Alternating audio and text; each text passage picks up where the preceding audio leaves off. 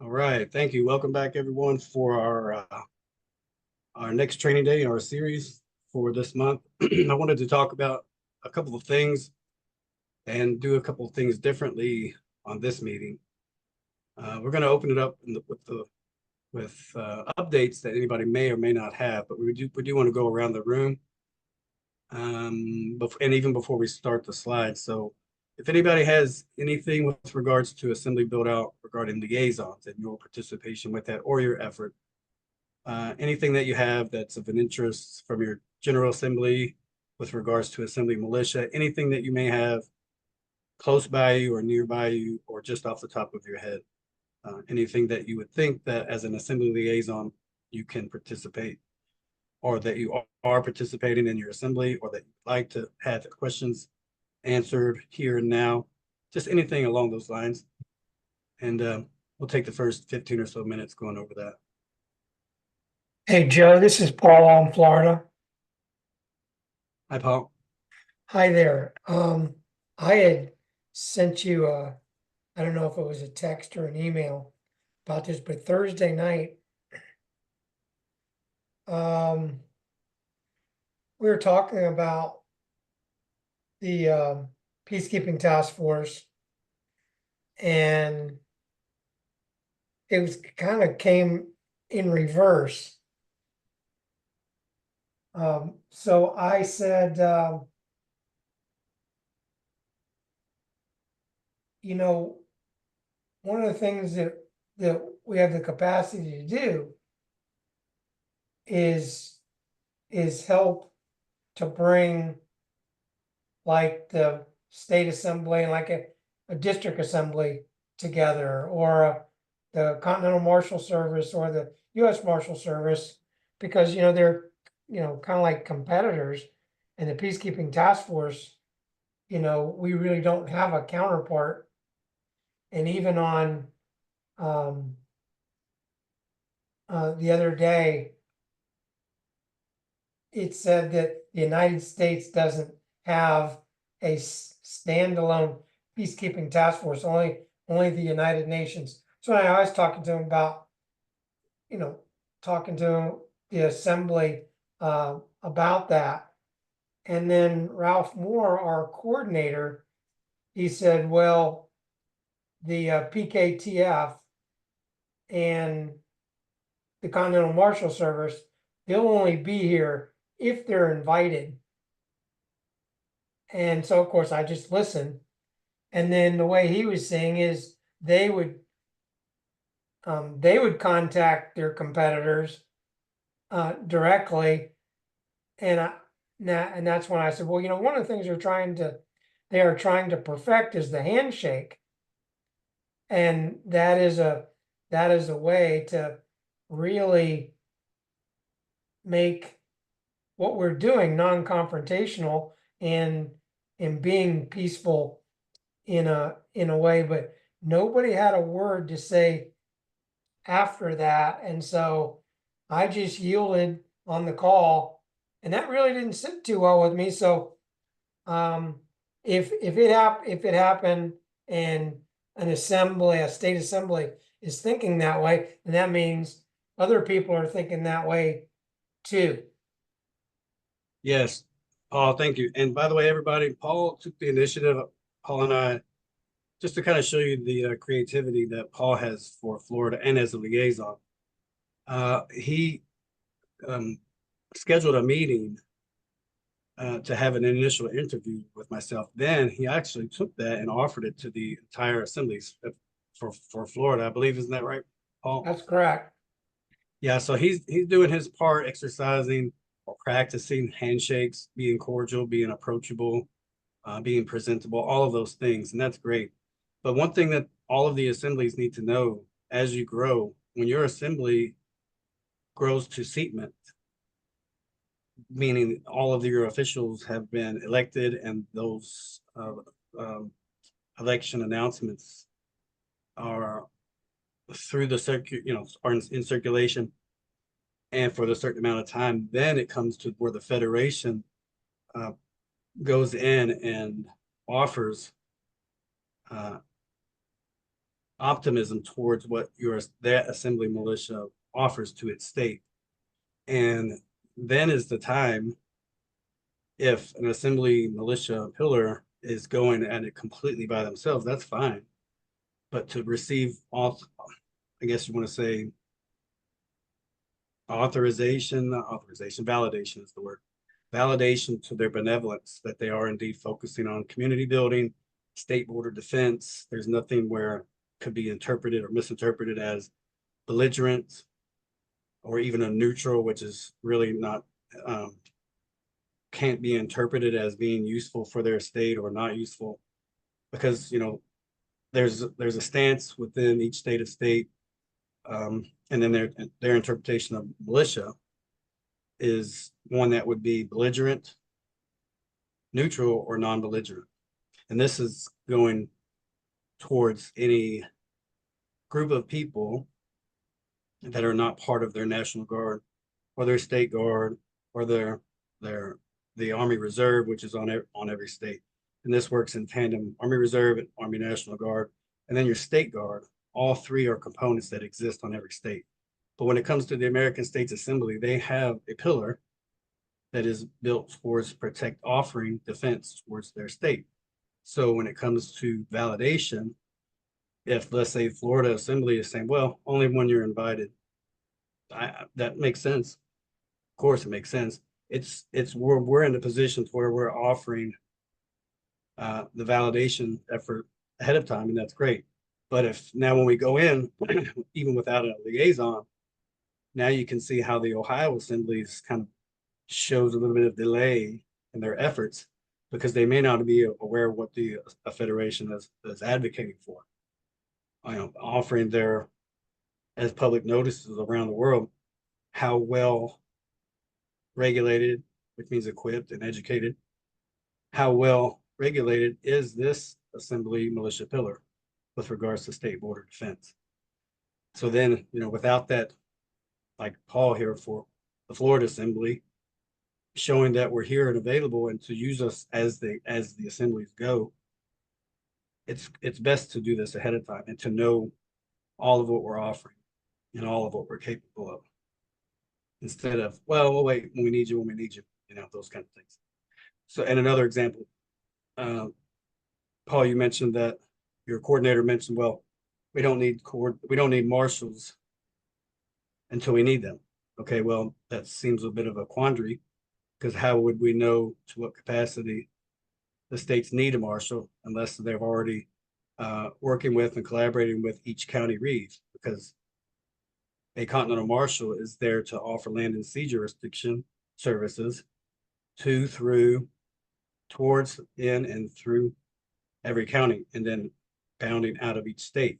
So what does that look like and feel like? If the liaison isn't there, or the peacekeeping task force isn't there, liaisons are not saying, hey, we have 86 counties, we have 13 county reeves. How many do we have? A state chief continental marshal? No, we don't have that, because we only need them when we need them. You see, then PKTF says, well, we're having a struggle here for validation when we have 86 counties, 13 county reeves, no state chief continental marshal, and through that, no county deputy continental marshal. So this is why we're here, to get ahead of all of these struggles. Okay, thank you, Paul. Sorry for that rebuttal. It was long for you. Anybody else? And if you would, Kathy, really quickly, if you have something small, go ahead. Or if you have something, go ahead and share it briefly. If you have nothing yet, but are working on something, go ahead and announce that as well. And if you have nothing at all, that's fine. Just let us know where you are in your assembly militia pillar effort. Oh, yep. Mine was a question, Joe, and that was in relation to the Continental Marshal Service and the Peacekeeping Task Force are two companies that are completely 100% owned, unincorporated by Federation. Is that correct? Yes. Well, yes, the Continental Yep. Marshal Service and the Peacekeeping Task Force, PKTF for short, is a logistical platform. We deal with communications and logistics, all of the intricacies dealing with communicating and transporting services across county and state lines. This is the most tedious portion of what PKTF can offer. Communications being the first among them. Yep. And that So- gets me to my real question, and that is that I've heard, I think, Anna talk about a third, one more company in these similar spaces to be announced. What would that be? External to your assembly, you have your county sheriff or your county guardian. These being external to your assembly. Now, there's another federation source unannounced, and that, to my understanding, is the Living Law Firm. But I believe even it's taking shape. Now, what another private service is that of the Global Family Bank. That may be the other. Well, it's just came up in my mind, so I couldn't put the jigsaw pieces together. So I have now. So thank you very much. Sure. Okay, thank you. So Kim or Kathy, if you would, please, I'll pause. If you can go around, we have Paul, and then the last speaker from Australia, I believe. Was it Joel? I don't know. But if you can go around the room, Kathy, just kind of ask everybody as you see them. I don't quite see everybody the way you might. Okay, all right. So we just, as Joe said, just want to go around and see if anybody has anything to offer. And we don't want to put you on the spot, but we are. Go ahead, Rich. Well, Thank you. I just want to say here on Illinois, our assembly hasn't progressed far enough to start working even on putting together the militia yet. I know that it's something that's important. We've discussed it a couple times, but we're still working on getting our General Assembly rolling pretty good and working on getting our Jural Assembly moving. I yield. Okay, thanks, Rich. Appreciate that. Takes time. Same here on Nevada. We're moving a little slower than I'd like to. Anybody else want to share? Kimberly, maybe you want to see what's happening? I know you'd love to We speak. have Dan. We have Dan on New Jersey with a hand up. I see that. Oh, he has a hand up? Yeah, I just put it down. Oh. Well, go ahead, sure. Dan. If you have, or I don't know who's in the, go ahead, Kathy. I'm sorry. However you want to, we just want to, everybody that's here, if you can, 2 or 3 minutes or so, just share with what you have. That would be super. Yeah, I'm happy to share on New Jersey. Similar to Illinois, we're focusing right now on the General Assembly.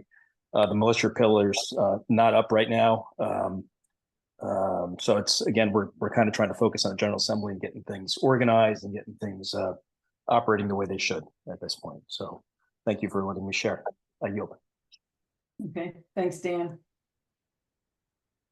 Anybody want to speak for Michigan? We have a couple people here. Kimberly, Nicholas. I'd be happy to.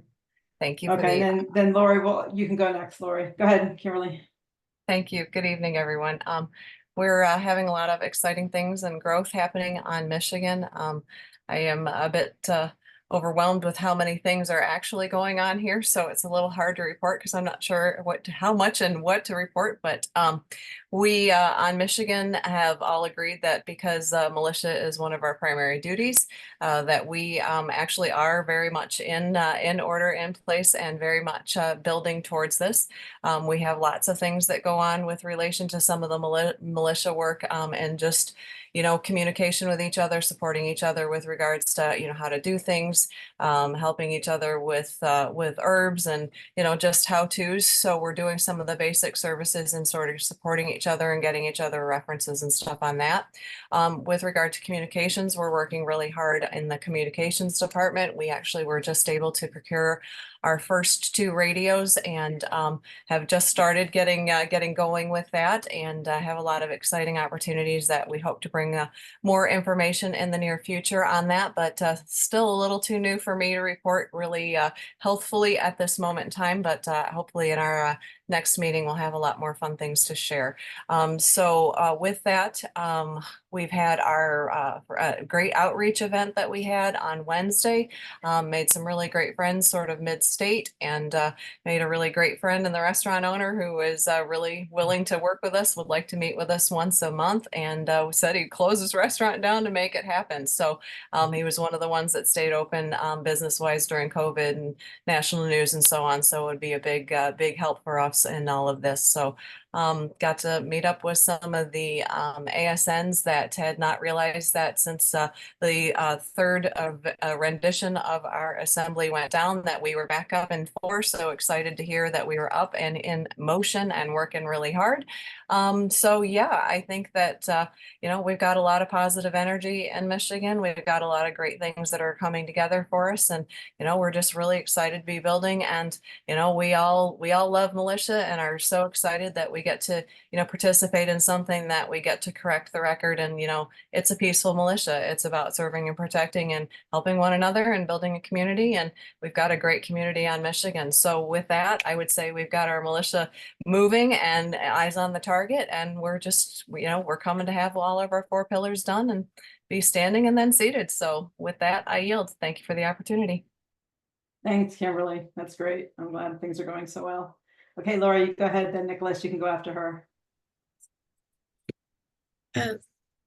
We in Arkansas, we've got our militia committees going.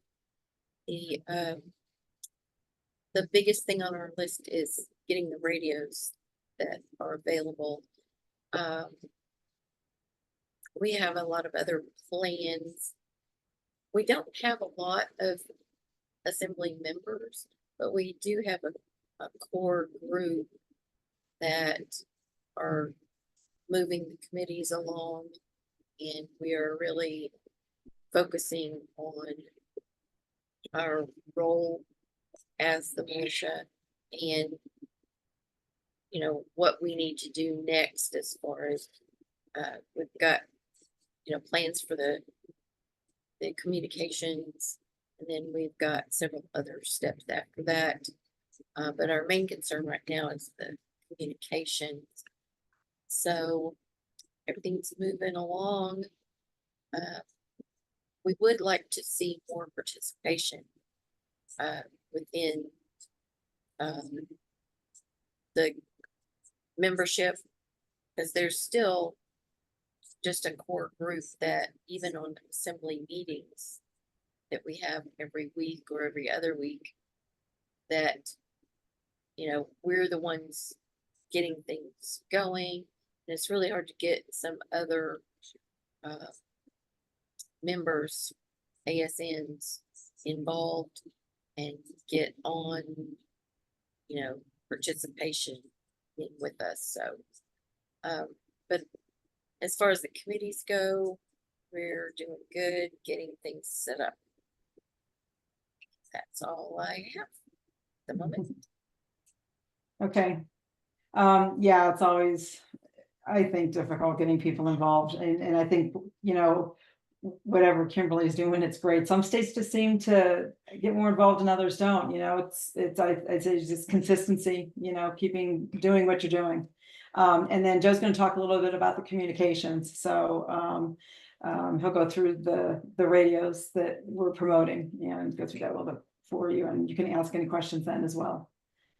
Okay, Nicholas, you want to go next, and then we'll listen to Ron. To say. Yes, thank you, Kathy. Okay, so not to rain on Kimberly's enthusiastic parade, but I would think a more realistic assessment of where the Michigan Assembly is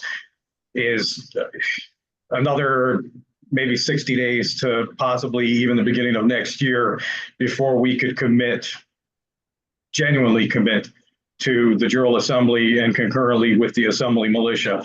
We made an early correct commitment to fully seating the General Assembly, in which that has pretty much occurred, but that doesn't mean that it functions well. There's still a lot of optimization and maturing that needs to occur before we jump into another pillar. So we'll be there when the time is coming, but we'll take everything that you're offering and combine it with where we're going, is what I'd like to say. So with that, I yield. Okay, thank you. Let's see, Ron, you want to go ahead? Sure, I'd love to. I'm out of Texas and we've had some restructuring lately. And the problem that we have had is the militia pillar. And that's the main reason I decided to get on the PKTF is to encourage members to work on the militia pillar. It seems like, unfortunately, here in Texas, the members seem to be of, let's just say, the elderly age, and they're trying to leave it to the younger crowd, and we're having a tough time getting a younger crowd into the assembly to work on this.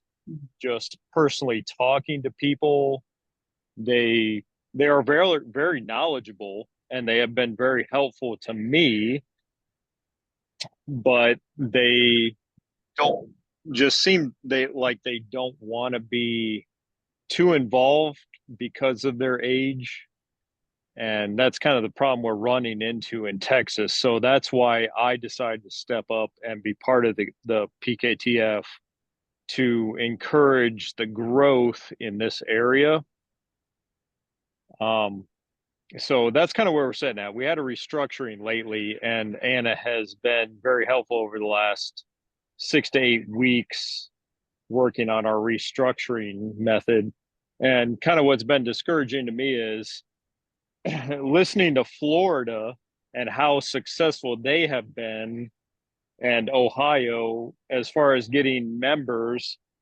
Our last meeting this last Tuesday, we only had 12 to 16 members show up for the meeting, and I know that Florida has 2,000 to 3,000. Ohio has excellent numbers themselves. So that's kind of where we're at. So as far as my engagement in the PKTF, it seems like our militia pillar is the last pillar that we need to get established. So that's kind of where I'm coming from, and I yield. Okay, thanks, Hey, Ron. One moment, Kathy. Ron, I think Mhm. I have some email collaboration with you. It's Ron, isn't it? Do I? Yes. Yes. Okay, good. Yeah, I'm gonna, especially with regards to with Texas, there's a few initiatives going on with sensitivities around your southern border breach and the Louisiana basin. Exploitation of the rivers going in through that basin upwards into the 50 states, into the heart of the country. So I want to talk to you in particular, hopefully can rekindle some, at least some enthusiasm with communications with regards to that effort, and other I don't want to say, I guess, patriots, people who they have the skill set and determination, but they themselves border concern, not with their state per se, but with the federal government. So this is where we have the opportunity, especially with Texas, and especially with the southern border exploitation and the Louisiana basin, which is to the almost due east of Texas and Houston. But just all of that combined with Texas being front and center with that, and that having so many counties, and just how they can help with this effort, and the Texas Assembly itself. I would think that the Texas Assembly, being in a unique position with southern border exploitation, can put some of their differences aside, and even their feeling inadequate because of their age, if they would like to offer direct communication to some of these patriots from their Texas state garb, there are people that are more than willing and appreciative of having that effort sent their way. So we'll talk about that more. Yes, And and I do agree that part of the border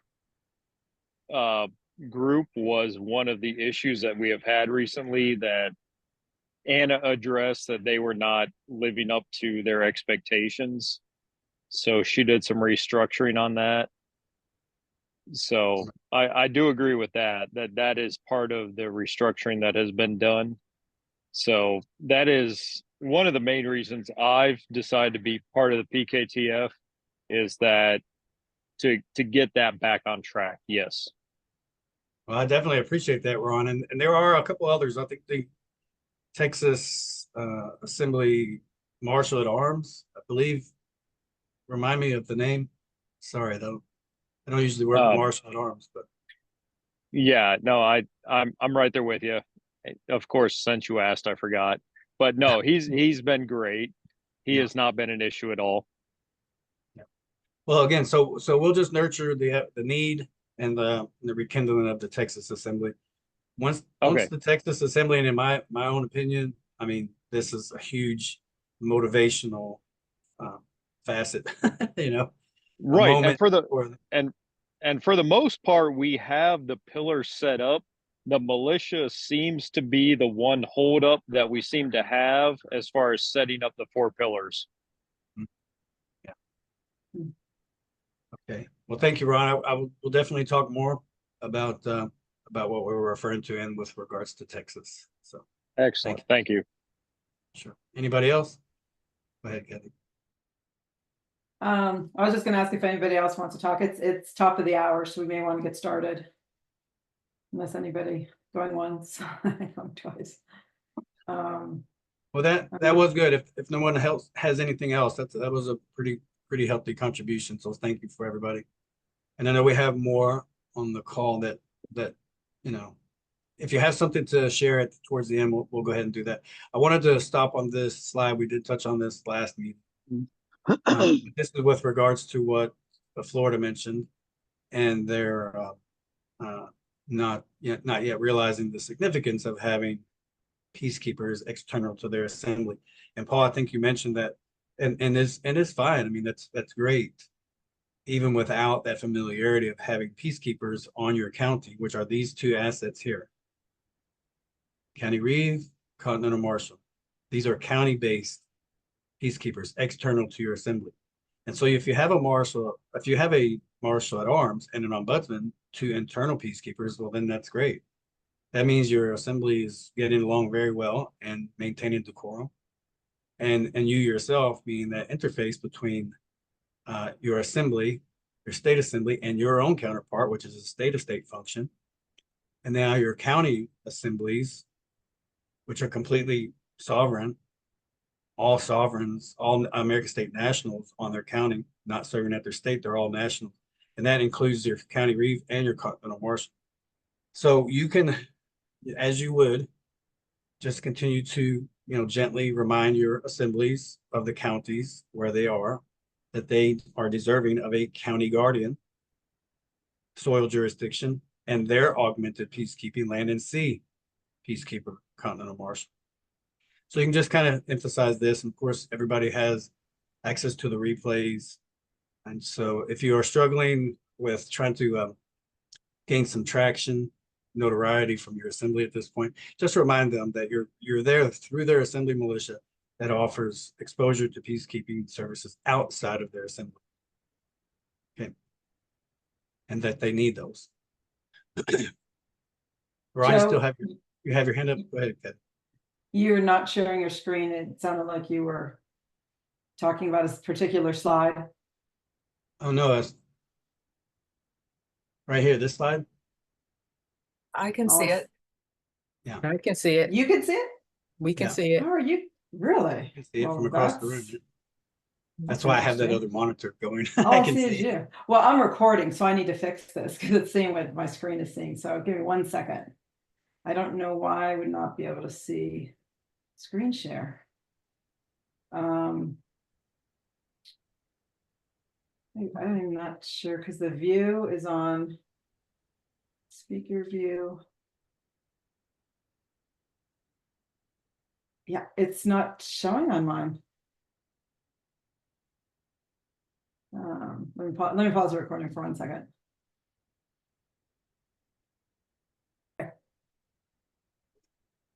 Right, and with pauses, just as we experienced, the replay should render just like that. We're a pause and now we're back here again. But there will not be two separate recordings. If it's paused and this is one session, then it goes seamlessly together again. Is that right? Yep, Kathy? exactly. Yeah. Okay, Yeah, so you we just use had some, yeah, go ahead. okay, so for those assemblies, are those liaisons here that mentioned, one or two of you, I think you mentioned you are starting to focus on your assembly militia pillar.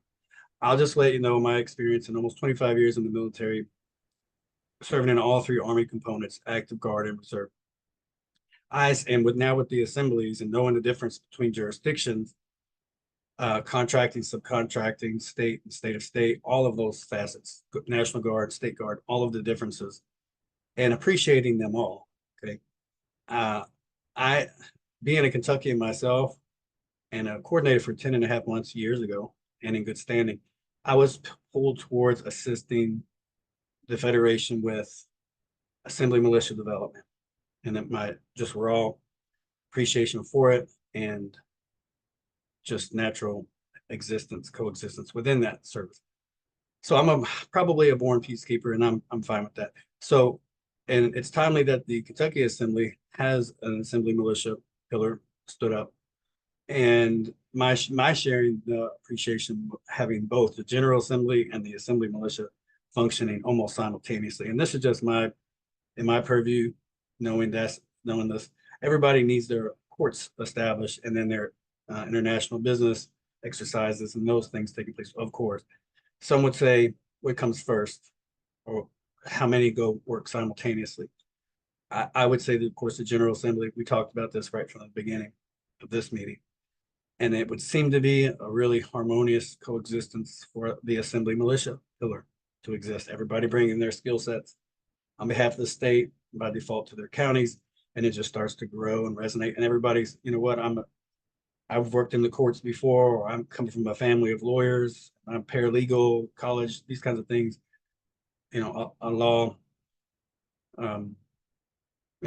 researcher, whatever the case may be. All of this then starts to transition, especially with regards to courts, to the General Assembly. And then everybody that is status corrected should become part of their jury pool. So it seems like that's the transition. And then the last, but certainly not least, the Assembly militia, the International Business Assembly.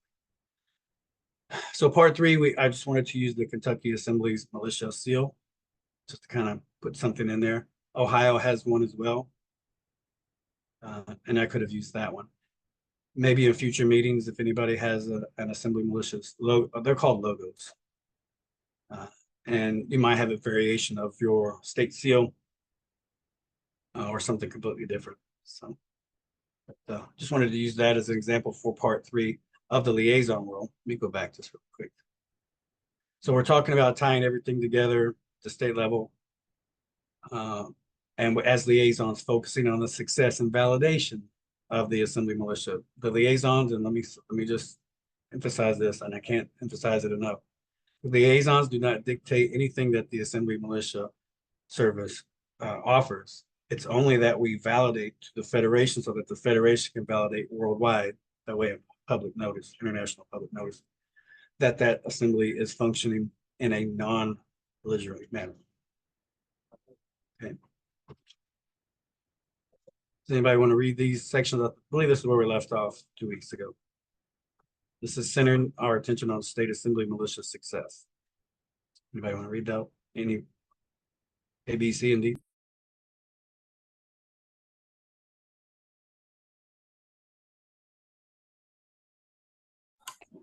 I'll read. This is Rich on Illinois. Can you guys hear me okay? Yes, Rich, go ahead. Thank you. Okay. Centering your attention on state assembly militia success. A, promote and invest in yourself. Where able, become familiar with future potential cost-effective office investments. Maintain each investment cost and present outlines to your General Assembly. B, become familiar with which assembly pillar you're servicing. Maintain and perfect the service relationship. Streamline your reporting process. Forwarded to the PKTF management ahead of service meetings. C, cultivate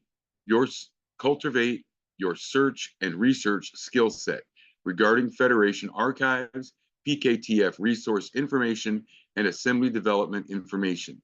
Maintain a precocious mindset.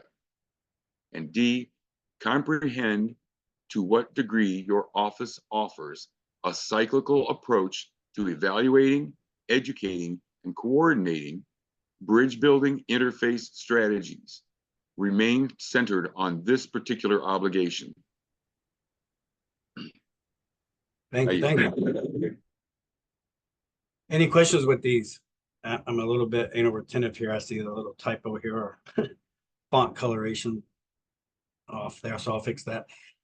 Let me just go through real quick with what you see here. This is because the liaisons have multiple strategies for existing on your assemblies.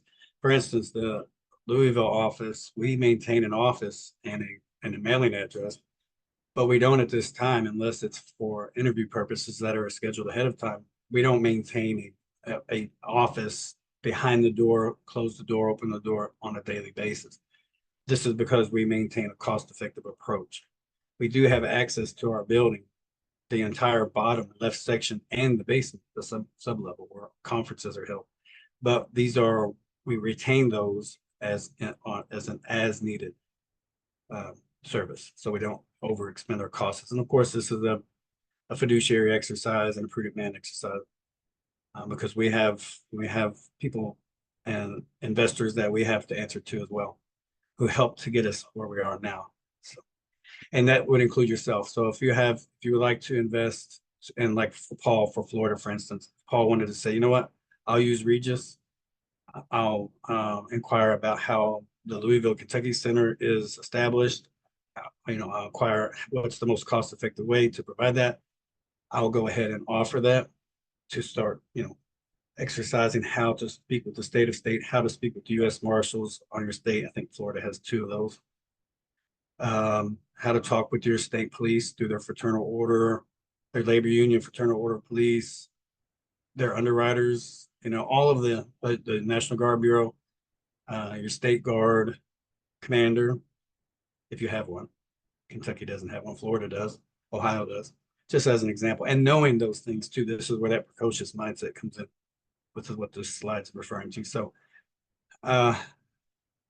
this particular slide of 26 slides, there will be build outs. These slides will, throughout the next series, will grow. So kind of a mind map, illustrating more detail on each one of these sections. But I just want to emphasize the first one in particular. Anybody have any questions about any other questions, A, B, C, or D? I do believe this is where we stopped off last meeting. No questions? Okay. Luis, could you read the section here for me? It goes from the top left to the right, then down from the top left to the right, down. And this is establishing your public service effort through your assembly militia, their public service. These are some of the ways, and this comes off of, again, the website familiarization of your state assembly. You can always pull from articles, sub-articles from the blog section of the Peacekeeping Task Force and our PKTF news site, but that in conjunction with how robust or how needed your state assembly, your own state assembly website needs to be. This is how your public service to your public image helps you as a liaison grow. So anybody, if you would, Louis, you don't have to, but if you'd like, Oh, sure. I'll read it. Here. We going from left to right, left to right, left to right? Yes, please. Yes. Okay. Earn the opportunity to be a permanent member of your respective oversight committee. The purpose, if this achievement is to assist, wait a minute, Sorry, the purpose is. That's a typo of, it's supposed to be of. Of this achievement is to assist with service integrity provided by your state assembly militia. Advocate functions facilitating bridge building projects constructed through your outreach committee. The purpose for this advocacy effort is to offer evidence/proof as a subject matter observer, assisting official investigations. Maintain a rolling roster of each lawful peacekeeping need for each county assembly. The purpose of this duty is to aid general recruiting oversight provisions regarding all external peacekeepers. Provide cursory reports to all parallel services according to their jurisdiction at the state and local level on your site. The purpose of these reports is to better familiarize the general public of both jurisdictions functioning in good faith. Perfect. Yeah. So what this is where, again, for Paul, for any of us who is, offering our reports and then suggesting that these reports, because it's an interface effort, bridge building effort, to have those reports listed on somewhere on your site, on your own website, because rest assured, your state law enforcement and investigators will frequent those sites to see, to what degree is our handshakes being offered to them, because let's face it, they have a job to do. And if they are non-belligerent or even neutral in their approach, then those are fair approaches, of course. But they vouch for your assembly, and that no one can do this vouching or validation effort better than the liaison, because they offer that exposure through their reports. So thank you for that. Okay, so I'll read this. Now we're moving into just as an abstract now, but perfecting the handshake and then after the release. Let's see, I got it. Joe, this is Paul again. Before you get started, just 1 second. You had mentioned the need that Florida did not have in the next 2 to 3 weeks, a fully augmented website for the Florida Assembly, and each county will be made available, and it should be active in the next 2 to 3 weeks. Fantastic. We've been eagerly waiting, because high volume assemblies with impeccable outreach, and the numbers, that's really great. And so in this day and age, most people and observers would expect nothing less than a website or a web presence. So that's great. It's really great. So this is an abstract. So now this is part of the end of phase 3 before we go into the final phase. So just bear with this and be flexible with the abstract, but what would it look like, or what might you expect after releasing that initial handshake?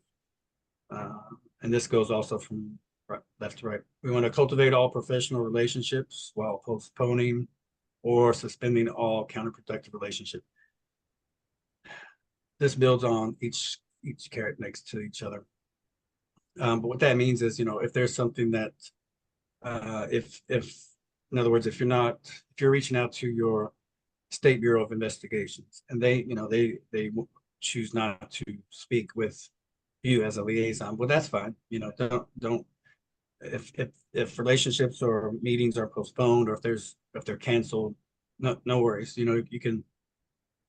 It's not considered counterproductive. Counterproductive is reports in your local newspaper slandering the assembly, which is that's an issue that people catastrophize, thinking that may be the case, but actually, on the contrary, not offering to speak with your state counterparts, yours being your assembly, then that in itself is counterproductive at this point, especially with assemblies like Ohio and even California, Florida, and things like that. But you want to move through each business day as a liaison with the expectation of gaining a new priority contact outside of your assembly. So if you know, hey, I know what a sheriff is. I know their limitations. I know who they answer to at the county level. That's their county attorney, their board, if they have a board, through their mayor's whatever committee. In my state, for instance, they use judge executives, and so it's a fiscal court that they have at each county. But the sheriff appeals to that court and that judge executive for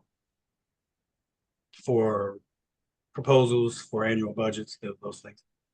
But you know that you have a county reeve, so that's their counterpart. So if you chose to reach out to even your own county sheriff, just to let them know, because you have no state assembly county presence, is you're fragmented. Everybody at this that's working at the state level, or as in the interim, they are where they are on separate counties. So it's a little bit cumbersome, but by default, you can just reach out to your State Bureau of Investigations, probably the very best first place to go, and offer them the opportunity. Hey, great job you guys are offering.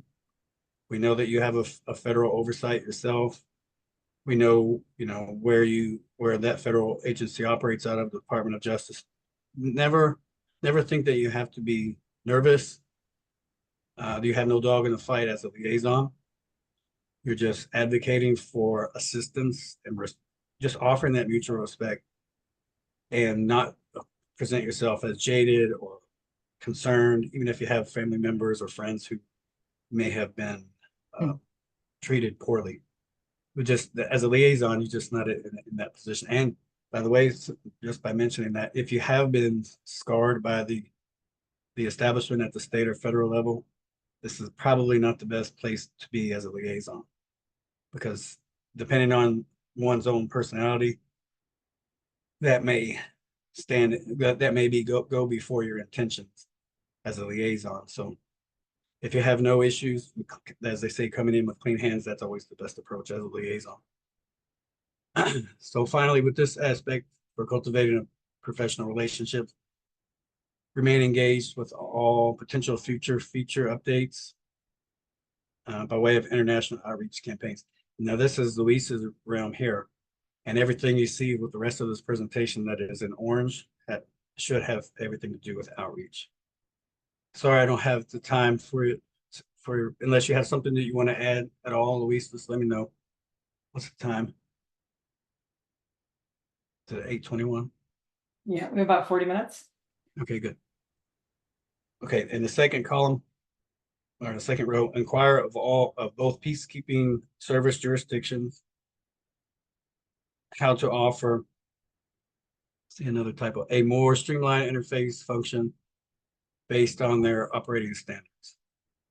Dedicate an equally inquisitive mindset as you are to being informative, to the extent that your state assembly militia is established. So if you have no assembly militia pillar, then learn what your assembly is owed, your state assembly. Your state assembly sponsors your county's assembly's sovereign existence.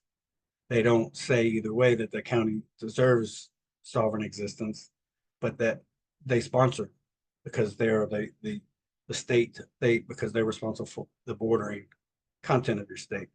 So that would include all of your counties. But just inquire more. You can send email correspondence to us. We can have discussions when we move from the training series into the meeting management series after these training this year and next year. We'll move into the management discussions. And those are for those who have, of our liaisons that have fully onboarded. So we'll talk again more about all of these that we built out for each one of these bullet portions of each one of these slides. More with inquiring of both peacekeeping service jurisdictions, remain engaged with all potential service feature updates by way of international outreach campaigns. Did I just read that?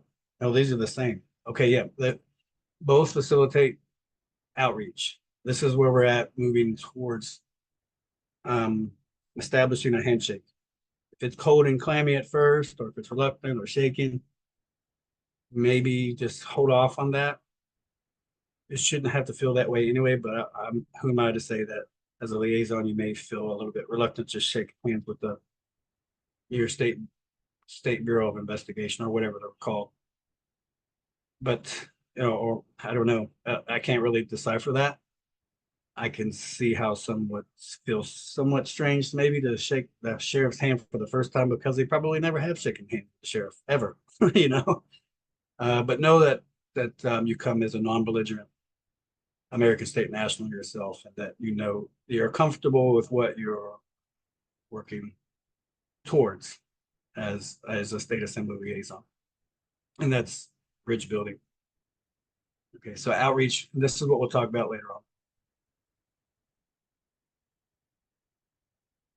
Okay. Bolstering your assembly liaison team effort. Now, this is where assemblies like, for instance, Texas, I wouldn't expect Ron, I believe it is, to handle all of their hundreds of counties by himself. So, and then with any assembly, use the, focus on this. We will talk about this again in detail, but you want to utilize the structure of, since, you are present within your assembly, general assembly, you're jockeying for the opportunity to earn a permanent position within your oversight committee that advocates for, or is that first layer of exclusive oversight for your assembly militia, where you vouch for its goings on, or reach out to certain concerns to the general. If it becomes an issue, that your ombudsman service will say, hey, our assembly militia is functioning in an area that is, we're growing weary of some of these concerns, yet we're not having any progress with some of these concerns. So you would expect a liaison as well to say, who are we hiring for county reads? Are they status corrected? No, they're not status corrected. That's we don't need to concern ourselves with that just yet. Just use your imagination, where some concerns might be coming from your own assembly militia. As an example, county sheriffs not status corrected, that's an issue, right? So, and it kind of built off of that. So what you can do is you can share in the effort or the exposure. One of your assembly as a liaison can work in an offsite location, like Arizona does, like Nevada is soon to be, like Kentucky is, and just wherever you are. If you work, especially with a team of 2 or more, you can focus on assembly militia build out from where you are in your home office. You can be present and relay information or reports from your team effort. You yourself can say, you know what, I'll cover down on GA meetings. Just hand me your reports. If you're working with, let's say, up to 3 other liaisons, it's much, it offers much more flexibility that way, rather than you yourself trying to cover down on interface, meetings, reports, emails, those kind of. So there's that. How to navigate around your entire state. Let me see this. So you're recognized by the Peacekeeping Task Force, State Assembly liaison or liaison team member. This is you as you move through, and this goes around yourself. You're getting familiar with your field, how they're building out. Usually it's a provisions committee of how your assembly militia built out their functions. Provisions committees, usually you'll have your county sheriffs reporting they're brainstorming what they might need or should need, or do have with regards to provisions. If they have provisions and are in lack of provisions, then that transitions into requisitions, and then they brainstorm, how do we put in for requisitions, who do we put it into, all of those things. Since no state has any adequate funding, then they have to use scenarios most of the time, most of the assemblies that I see. You want to check regularly for the growth trend of each county read, and this is the centerpiece of this rotation as it goes around, back again. So that's the entire, that's what's called rotation here. But just go back with your assembly, know how many counties you have, know where your assembly militia is. If they're not at the starting blocks yet, kind of coax them along by saying, you know what, we have this many counties, we need sheriffs, we need a state chief continental marshal, first and foremost. And then you build off of the county augmented services through having deputy continental marshals by way of having a state chief continental marshal, because they're the ones that appoints those deputies. And then your county reads are on the receiving end of the county reads are on the receiving end of having a state chief, continental marshal, doing his job by hiring deputies. And again, these are coming from your county assembly, your state assemblies as well. And they're coming from their counties. So let's see here. Work diligently to earn an invitation to serve as a permanent member of the oversight.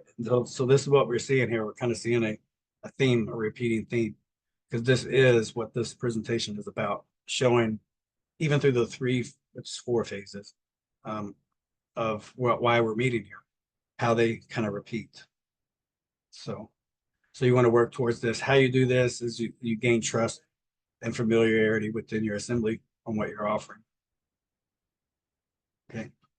And then offer to publish liaison reports to your state assembly website, which we mentioned a couple of slides back again.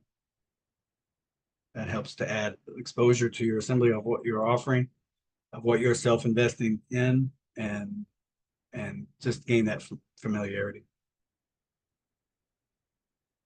Couple more slides. How to equally maximize service outreach efforts at the state and local level. And this is a balance as we go. So does anybody want to read this? It goes from the top left around clockwise. I'll read it, Joe. Thank you. Top left is balance your available weekly time between PKTF training, correspondence, assembly participation, self-investment, and the onboarding process. Going to the bottom left, balance outreach strategies that reflect necessity of your lawfully recognizing your state assembly militia. Upper right, balance state assembly militia advocacy. Inquire detail about peacekeeping service assets owed to your assembly and what your assembly militia is providing. In the bottom right, balance the efforts of team participation between yourself and other people on your state interested in becoming liaisons. Perfect. Thank you. And I think everybody can start to see a repeating theme. But there are certain intricacies on as you start to offer other slightly different aspects to this repeating theme. It opens itself up to slightly more familiarity as a liaison. Okay, part 4. I'll just talk through these really quick. I won't read it verbatim, but this is the last portion of the liaison service. But as a nationwide outreach effort, nothing summarizes this better than the outreach that Luis is offering, and it is an collective effort between other states. Really quickly, Luis, what do you have? I don't want to put you on the spot here, but this is kind of your section, part 4. If you have anything you want to share. By the way, everybody, if Luis does have something quickly to share, this whole entire presentation is about the onboarding process. We'll go into the calendar section, and we'll finish up the meeting before Q&A with the communications offer taking place. But part 4 is all about what the international outreach is offering now and in the future. Go ahead, Luis, if you have anything. So as you're going through this, I am envisioning how everything that I'm doing with the think tank and the 6-phase project with what the liaison's role is. So I'm trying to piece all that together. So what I'm understanding here, so far what we have in the project is for the liaisons to assist in helping us get the outreach project put together and delivered to the assemblies themselves, those who want to participate. At this point, we know we need to gather more participation and support from the assemblies. The liaisons play that role because they're already participating in the peacekeeping task force, so they can offer to be that one to communicate to the assemblies what the 6-phase project is. Well, we're in phase 1 and 2 right now, so they can communicate with the assembly to see if they want assistance from us to get their parts 1 and part 2 materials together so they can launch their project, which or their campaign, which is going to be November, December is our target date. So that's where the liaisons will fit in right now. Yeah, perfect. Yeah. We're trying to meet where we anticipate the outreach, since it does have phase lines and launch dates, and but they're all anticipating those. So we want to try to revisit this slide with, again, other build out sections as we go. So just consider this presentation here as a kind of a living presentation. It will grow. But yeah, just know part 4 is the efforts for all of the participating states geared around outreach and then onboarding. So let me just go ahead. I think that might be it. No, go ahead here. This is what I need to talk about. I think I mentioned before, this is really exciting. This is an attempt at perfecting retention. So I'm going to read this through again. This will be part of the interview process. Paul will, in Florida, this is an example. He took the initiative and he insisted on a meeting, which we plugged that in, and we appreciate the initiative. If anybody else would like to try to schedule, even though we're busy because we're in a training season right now, certainly go ahead and try and go through the scheduling features that you see on the website, which is what Paul did for Florida. But we want to take, at some point, because there's more than one interview, you have a general interview, then you actually may have 4 altogether. Then your assembly may choose to interview you through their vetting process, interview, vetting. And then a second, more administrative type of interview following the general interview, like what Paul had last week. And then 4th and final, it's 3rd or 4th, chance for you all to interview us with questions that you may have at that point, with all that you've learned and all that you've observed, all of the questions maybe that your assembly may have that brought to you for you to ask on their behalf. All of those combined is part of the onboarding process. Well, as daunting as it may seem, or simple as it may seem for some of you, we want you to know that we're here to assist you, assist your assembly. It's really a kind of simplified version of this. But we do have a legacy fund that we do offer. Somewhere between, if you want to put a dollar amount on your efforts for 4 seasons, with the Global Family Bank coming online, really, what does this even translate to? But we're still behind that, $12,000 or $24,000 for 5 to 8 hours per week. It adds up, of course. But if we're in that realm where, a paradigm shift takes place and everybody who has at some point has access to their portion of their inheritance, then this is minuscule, or this may seem minuscule, this amount here. But legacy fund nonetheless, because if we anticipate those transitions and that shift take place, then of course the peacekeeping task force then will say, well, where would you like these funds to go to? The brother that you never really get along with, the naysayers who disrespected your efforts for many months or years, your, who knows, the homeless shelter that you are fond of, a veteran service, anything and everything to that degree, or to yourself. So that's what this is part of, but it highlights the onboarding process itself. So investment strategies, also in association with the legacy fund and the onboarding process. So point 1, this is the nuts and bolts of this whole entire presentation, actually, and all things that we've discussed so far. So when you're ready, please schedule an initial interview with our company and or management staff. Part of the management staff in the future, Paul has learned from last week that even he himself or any of you, in a very, very limited opportunity, 1 or 2 hours a month, if you're able to say, hey, you know what, I can hold one of these interviews for you for other liaisons who are trying to get through the interview maneuvering. So, and even Paul mentioned, I think I could probably do that, maybe 1 or 2 interviews a month, 30 minutes each. some of you can't tear away or maybe not feel able to do this, but this is actually what we've designed to help prime you for encountering your the interview process, or just practicing on yourselves, actually just interviewing or just meeting with each other.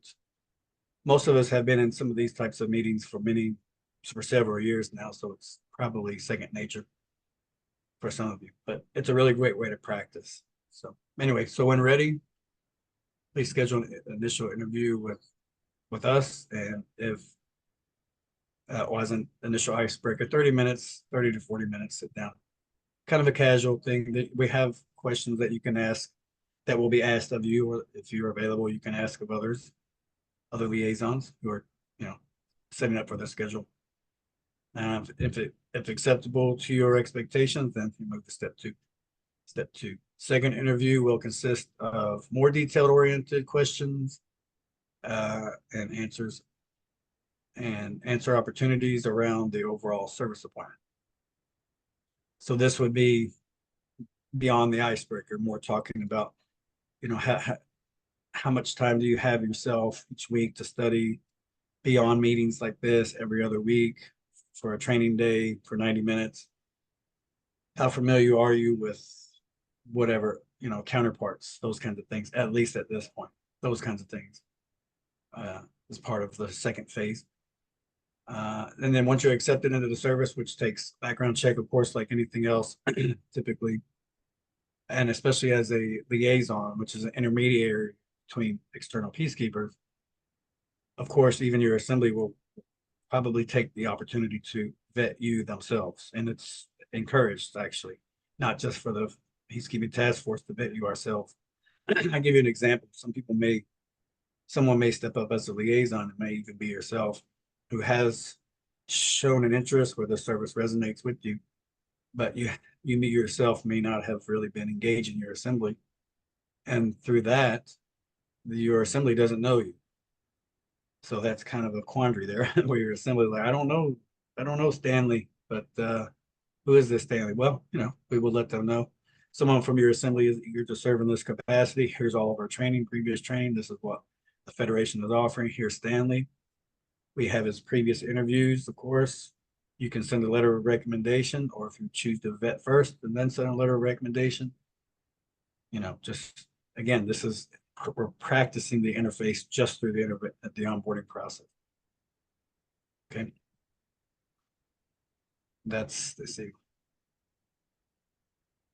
Once accepted into the service, each state assembly liaison will be enrolled into our exclusive legacy fund service compensation model. So 4 seasons, really, really quick. 4 seasons. If you want to log more hours, between 5 and 8 hours, and if you feel, hey, I'm really putting in a little extra effort, I don't want those extra hours to fall by the wayside or be absorbed. I want my services to show. So if there's a range between 12 to 24,000 at some point paid out, then here you go. Here are my hours. If not, 5 to 8 hours, 12,000, whatever that means to him. And I'm not going to snarl my nose at $12,000 at this point, but we are volunteering here, so we have to find a way to show appreciation for everybody's volunteering time by earmarking a certain amount. And then, as part of your legacy, if 12 months is all that's being asked of you, 4 seasons, then your name will go down in the record of participating to get your assembly to where it is during your tenure. So, any questions on that before I move to step 4?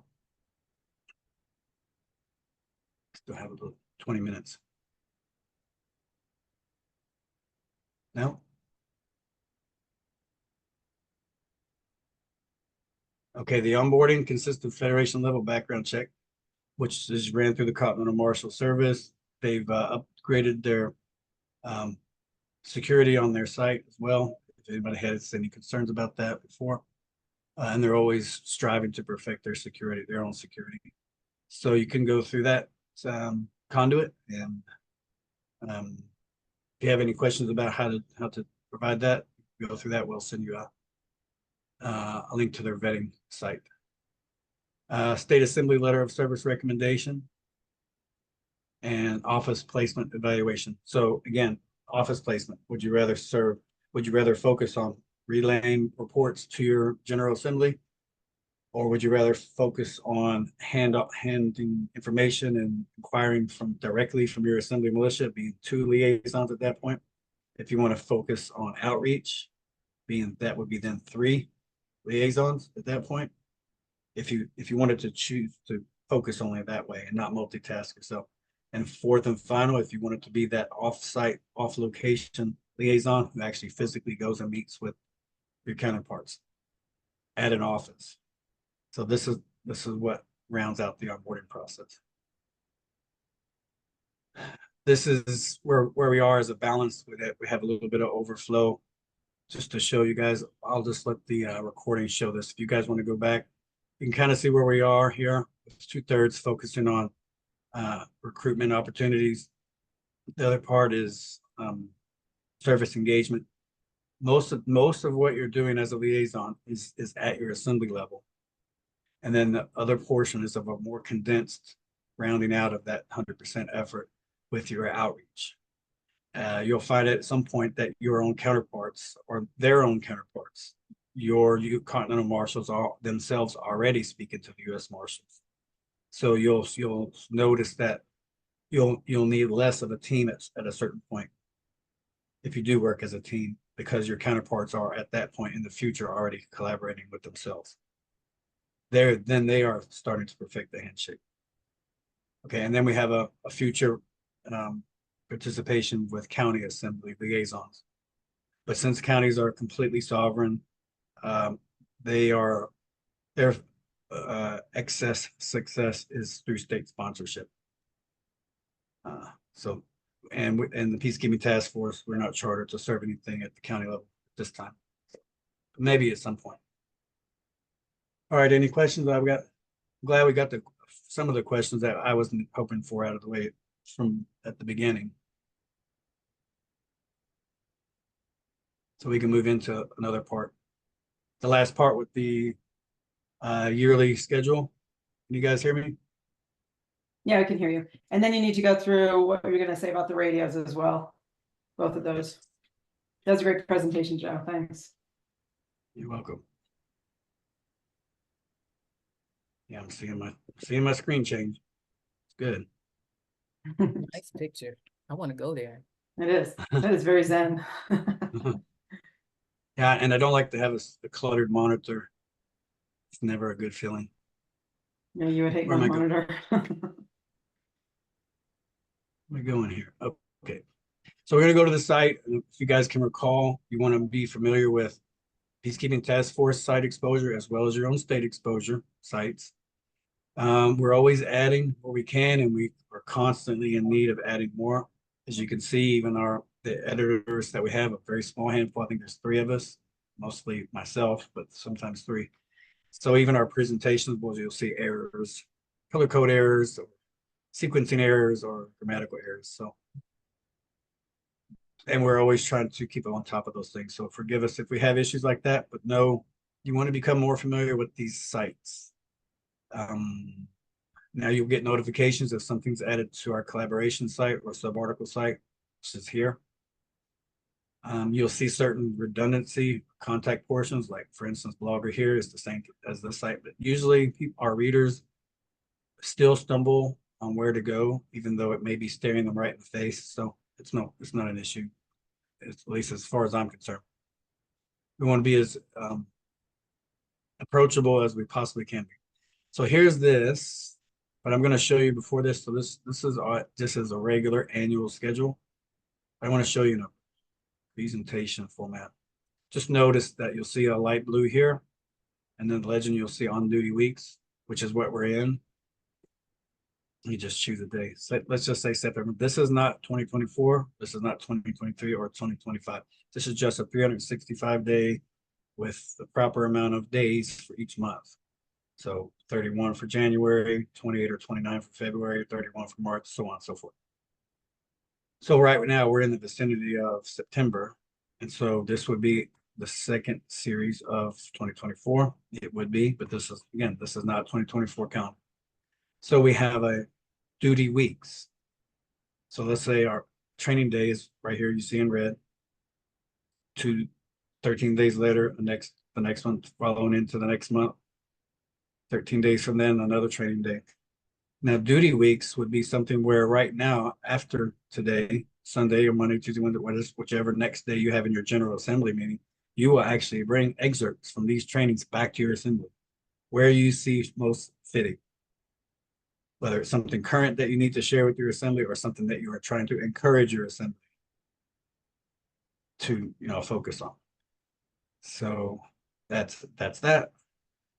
Then we have what we're calling administrative leaves, where there are no training events focused on training days in these blue sections here. But of course, you'll still, even ourselves, will still work within these leave weeks, but we have no meetings like this, or you may want to go on vacation or something like that.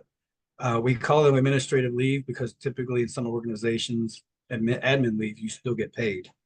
So this also then is it's reasonable with the idea of the legacy fund still existing, but you still get to enjoy not having to meet. You're not missing anything, because if you can see on the calendar that there are no training days from January to February of any year, leading into the first week, up to the first week in the March, so on and so forth. July and August are in December, most of December are admin periods. Okay. So what are the breakdowns? You basically have 16 hard-hitting training days between 2 training series each year of 30 weeks, and then 22 weeks leave. Okay. And if anybody, and again, I'm showing everyone here so that you can show anybody within your assembly. And would anybody like to join the liaison team for Texas, for instance? You can literally point them and practice going through the same that I'm showing everybody here. But we made it easier to go right to the enrollment form if anybody's interested. Based on your gentle and loving persuasion, you can take them wherever they may need to go. Just the same where you went, provide all the information that they need, and then we'll add them to our roster. Okay. Joe, question. Yes. After they fill out that enrollment form, what happens? Do you contact them or what? Well, we'll let them know where we're at. There'll be a correspondence. If they contact us during a admin leave period, then we'll just encourage them where to go to catch up on the training. If they say, hey, well, I'm already trained, okay, then we'll schedule an interview, a general interview with them. Things like that. Your less seasoned liaisons, those that are in training, such as yourselves coming on board, they can easily catch up because of how we have scheduled our replays or training weeks. Good question. Did I answer your question, please? Yes. Mm-hmm. Okay, we're gonna build out here. These they're almost dead links, which is embarrassing, honestly, but we don't have enough editors to keep up with the site like we need to, and what we owe all of you liaisons and our readers. So we're gonna start adding more information that are just behind these panels, highlights. Okay, this is not anything for yourself necessarily, but we are gonna add hot links, the section between your General Assembly breakdown, animation slideshow here, and the front page hot topics or anything. Something you would find on this page 2 or so of any magazine. But right now, first and foremost, we're talking about the Peace Bridge Network mobile or handheld version. Here's the full article. We don't have too much written as a sub-article about this effort, but we will go there in a moment. So here's the article. And again, showing everyone here is the same as you showing every other member on your assembly who may be interested. This is an extremely optimistic development at this point for all we've spoken with on the issue. And words fail me on what the capability is here, but just so you know, just read what we have here and point others where they can go to read more information about this. I don't have time, and I want to respect everybody else's time where we're at on this effort, but you're trying to figure out we're gonna have to write more articles about this. This is where we're at. This article is a full featured article. It should suffice. What I mean by that is it should garner interest, and then through that interest, correspondence contacting us or ordering them, and then reaching out in the comment section. So this is why we have this particular site designed the way it is. It does not have direct commentary because of the lag that or exploiting, bogging the service, the server down that carries the site, which is WordPress. You can see here. So this is why we use the blogger. So if you have questions about this particular build out, you can comment on the blogger. So we'll go there right now. And we absolutely encourage as much questions as we can, because your question is probably 20 or so more other people's questions also, soon will be. So utilize the comment section. And if any article that you see directly or even remotely on the topic, and you can follow, let me see here, that's not working for me. You can search other content, which this one is talking about the this one's talking about the 24-hour blog. Yes. Yep. And we're also building another. This is a sub article, which means if you see an article here, this is a focused portion of current or future full featured article on our news site. As you can see, it's a single column. Even though it might have a few paragraphs, a spread. This is more, full spread article is usually 6 pages. But we're calling it full featured article, something that you see on the magazine site. Anything you see here, you should expect at some point to be on the news site. So there's that. Now, here's talking about the nationwide, only the nationwide, which 6 time zones for continental United States, but it's the same or like complementing article as of today regarding the 24-hour 1 meeting per week. I don't know what day it is yet, but we're searching for a suitable platform to carry this, because as soon as you start going into -3, -4, -5, these people, I'm sorry, here. Let me go here so you can see it better.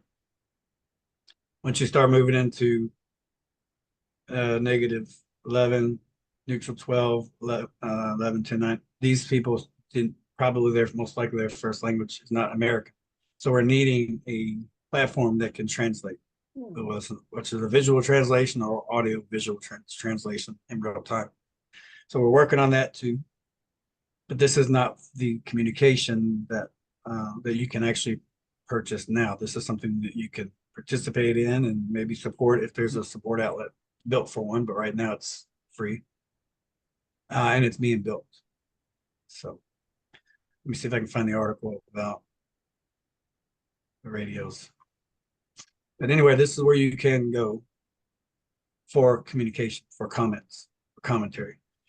And I do encourage this the same as I ask that we ask that you encourage others from you in your assembly, if they're reaching out about peacekeeping in any capacity, to go to where they can comment rather than going and asking questions in an email, because that takes considerably more time to return those emails. And then the answer to that question is really then only delivered to the one asking. So it really falls short of what it can be. Or those same kind of questions, if it's just a general question, then absolutely share them here. So, and if you want to, just as this site, as a supporting site builds out, if you want to know the layout, you can go here and listen to an audio, and it explains every section of the site. And if you want to listen to music as you read, you can click this section here. And if you want to subscribe to our monthly newsletter, you can do this here, which if it's going to a quarterly newsletter, we would like it for them to be monthly, but we don't have enough editing staff yet. If you want to go directly to our presence on Telegram, you can go here in the bottom left section. And which is really interesting here. We have add sections here. If you have everybody here, if you want to exercise somewhere, just look at your state as you do. Say now, we have all these counties. Okay, that's a little bit hard to manage, but we have our state. So what's the first external peacekeeper on behalf of our state? That's your state chief continental marshal. So point people here on this blog in the bottom, right here in the bottom. We're in the bottom, and you can click that and go right to speaking with the senior chief. Hey, Joe. Yes, sorry. I lost screen share again. I think, I don't know if it's my connection, but everybody that's on the Zoom can see that, but with the recording, they're not going to see what you're pointing to now. And I did put a link to the blog in the chat. And then just to clarify, there's a link to schedule a meeting with you. So once you fill out the enrollment form, we don't reach out to you unless Joe does. I don't think he does, but we want you to go to Joe's calendar and then schedule a meeting with him. So, yes. I mean, there may be people that reach out to him individually, but the link for his Calendly is in the chat as well. Right. Thank you. Thank you, Kathy. I know we're right there at the top of the hour. I'll leave it the rest, maybe 3 or 4 minutes if whoever would like to stay. I do appreciate hard stops, but let me just show you where I went. If you didn't see on the screen share, I clicked the blue bar and it brought you right to the Federation vetting form. This is even where you would go as a liaison, entertaining the vetting process, the onboarding process. So you would go and sign up here. Of course, security has been enhanced as it should be constantly. So you can go there. But if you go to the contact section here, it should take you right to the senior chief's separate page. So if you wanted to contact the senior chief marshal himself directly, you can do that as well. And again, this is for yourself, but this is not just for everyone here. These meetings are for you to then share with your assembly. And I would be, if I was a gambling man, I would gamble that your assembly would be very intrigued on what you had to share with them. And it's a really great way to revitalize a less than enthusiastic assembly, given some of those struggles that they may be suffering through at the moment. Okay, that's all I have. Hope I covered everything. I'll stop screen sharing. Any questions? Hey, Kevin, here you are. Kevin, I'll send you an email with regards to if maybe you might be available to 1 or 2 hours a month from your home office. If you can maybe, if we get requests for interviews, general interviews, maybe you can knock the 1 or 2 of those out for us a month. Okay. Sure. Thank you. Paul in Florida has offered to do that. And anybody else who would be interested in that, go ahead and schedule a general interview. 1 or 2, especially if that may be something you might like to do just to practice, practice on each other with the interviewing process. And it's also helping just to build out the liaisons as you are now, getting to know each other, talking. It's really great. We use SWOT analysis everywhere we can. At least I do. And it's really helpful. Analyzing strengths, weaknesses, opportunities, and threats. Anybody worth their weight in salt in any organization utilize analysis wherever they can. So this is one section where we've seen a really great opportunity for everybody to make things happen really well. Any questions? I do have a question. Oh, go ahead. Oh, one thing I just wanted to emphasize to the liaisons, especially those for those assemblies who don't actually see the value in the peacekeeping task force. The one thing you can emphasize to them is our outreach project is geared toward getting the recognition that we deserve as the American government. And the way we do that is bring all the assemblies together, and that we move as a unit, I would say, move as a unit. And that with the strength and our numbers will get us, afford us the opportunity to get that recognition without force. Absolutely. Thank you, Luis. I could not agree more. Go ahead, Kevin. I think you had. Yeah, we actually had a state meetup today that went really well, and I met my the militia commander and the two sheriffs and our county, one of the justices and one of the judges. It was a great meetup, and I barely made it home in time for the call, but I did. And then I met another gentleman that would like to participate as a PKTF liaison, so I'll be introducing Building out him. your team, huh? Building out your team. Yeah, Awesome. yeah. So it was a good meeting today. So it's nice to meet with people face to face. Fantastic. Yeah. All right. Well, I don't want to keep. I'm extremely sensitive to time because even though we could probably talk for hours, not everybody can afford that time. So if there's no other questions, I don't see any other hands raised now that I can see the panel. We can end it for today. Again, please, I encourage, I know we see over 20 folks here. No one's on twice. So I'm really hoping that we get questions at least from you all, at the very least soon. Just go in and just anything that, as if it's a question or a comment, again, on our blogs, just utilize that comment section. It really, really goes a long way. And it really lessens the burden on Kathy and Luis and myself for sure with emails that come through. And if there's anything that topics you want us to cover, you can just email me and we'll put that on our agenda and we'll go through those topics because this meeting is for you guys. So just let us know what you want to talk about, what you want us to address. Awesome. Perfect. Thank you, everybody. We have one last thing here. I don't want to screen share anything, but if you want to see how many more days we have, they're pretty solid, but they could be tentative. How many days? Again, if you go back to the site and just go look at well, let me just go ahead and screen share. Just give me 2 more minutes. Promise. This goes to show why you want to frequent both of our sites. Can you see that? Yeah. Yeah.